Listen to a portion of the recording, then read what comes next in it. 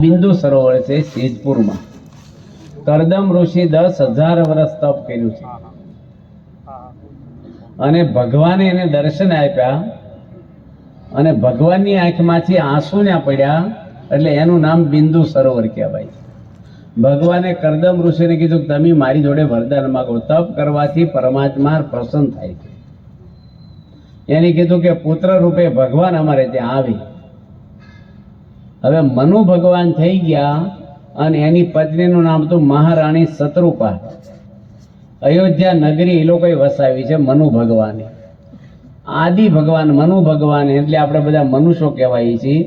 એ મનુ ભગવાનને મહારાણી શત્રુપાની પત્ની થકી 5 સંતાનો થયા. એમાં 3 દીકરીઓ થઈ અને 2 દીકરા થયા.